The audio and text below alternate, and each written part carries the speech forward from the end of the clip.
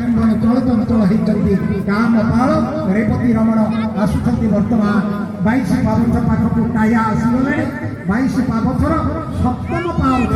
ସପ୍ତମ ପାବଛରେ ଝିଅମାନଙ୍କ ଦେହରେ ଟାୟା ଲାଗି ହୁଏ ଶ୍ରୀକ୍ଷେତ୍ରରେ ଏ ଟାୟା ରାଘବ ଦାସ ଠାରୁ ଆସିଥାଏ ଭକ୍ତ ରାଘବ ଦାସକୁ ଭଗବାନ ସେଦିନ କୃପା କରିଥିଲେ ରାଘବ ଦାସ ଯେତେବେଳେ ଖରାରେ ବସିଥାନ୍ତି ଭଜନ କୀର୍ତ୍ତନ କରୁଥାନ୍ତି ପ୍ରଚଣ୍ଡ ଖରାର ରୌଦ୍ରତାପରୁ ରକ୍ଷା କରିବା ପାଇଁ ଜଗନ୍ନାଥ ମହାପ୍ରଭୁ ଭକ୍ତର ମନୋବାଞ୍ଛା ପୂର୍ଣ୍ଣ କରିବା ପାଇଁ ରାଘବ ଦାସଙ୍କ ଉପରେ ଏକ ଛତ୍ର ଧାରଣ କରିଥିଲେ ସେହି କିମ୍ବଦନ୍ତୀ ସେହି ଇତିହାସକୁ ସ୍ମରଣ କରି ଆଜି ରାଘବ ଦାସଙ୍କ ଠାରୁ ଆସିଛନ୍ତି ଟାହିଆ ଛତ୍ର ସ୍ୱରୂପ ରାଘବ ଦାସ କହିଲେ ପ୍ରଭୁ ଆଜି ଆପଣ ମୋତେ ଛତ୍ର ପ୍ରଦାନ କରିଛନ୍ତି ଆଜି ଆପଣ ମୋତେ ଛାୟା ପ୍ରଦାନ କରିଛନ୍ତି ମୁଁ ଆପଣଙ୍କୁ ଦିନେ ଛାୟା ପ୍ରଦାନ କରିବି ଯେଦିନ ଆପଣ ପହାଣ୍ଡି ବିଜେ କରିବେ ଯେତେବେଳେ ଆପଣ କ୍ଳାନ୍ତ ହେଇଯିବେ ଶ୍ରାନ୍ତ ହେଇଯିବେ ଯେତେବେଳେ ଆପଣ ଧର୍ମାତ୍ମ ହେଇଯିବେ ଦେହରୁ ଗମଗମ ଝାଳ ରହୁଥିବ ସେତେବେଳେ ମୁଁ ଆପଣଙ୍କୁ ଛତ୍ର ପ୍ରଦାନ କରିବି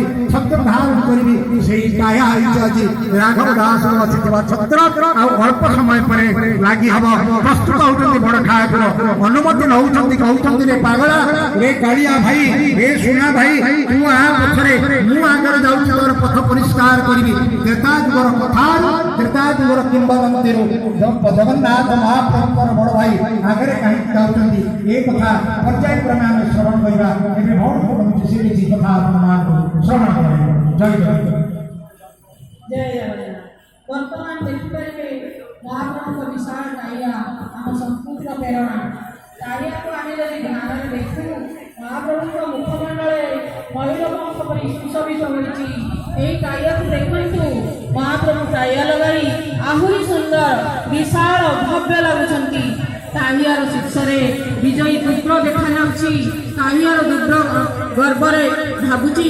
ମୁଁ ତ ଲୋକଙ୍କ ପାଦ ତଳେ ରହେ କିନ୍ତୁ ମହାପ୍ରଭୁ ଜାଣନ୍ତି କି ସୃଷ୍ଟିରେ ସମସ୍ତେ ସମାନ ସେଥିପାଇଁ ମୋତେ ଆଜି ମୁଣ୍ଡ ଉପରେ ସ୍ଥାନ ଦେଇଛନ୍ତି ଧନ୍ୟ ସେ ନଡ଼ିଆ ଗଛର କାଠ ଧନ୍ୟ ସେ ତାଳ ଗଛର କାଠ ଧନ୍ୟ ମହାପ୍ରଭୁ ଧନ୍ୟ ଆପଣଙ୍କର ଲୀଳା ଘଣ୍ଟ ବାଜୁଛି ହୁଳୁହୁଳି ଶବ୍ଦରେ ଶଙ୍ଖ ଧ୍ୱନିରେ ମନ୍ଦିର କମ୍ପମାନ ହେଉଛି ନିରେଖିରି ଟାହିଆ ଶୋଭେ ଆହା ପବିତ୍ର ଟାହିଆକୁ ଧାରଣ କରି ଅପୂର୍ବ ଢାଙ୍କିରେ ଅପୂର୍ବ କୌଶଳରେ ଅପୂର୍ବ ଚାହାଣୀରେ ବଳଭଦ୍ର ପ୍ରଭୁ ବଳଭଦ୍ର ଆସୁଛନ୍ତି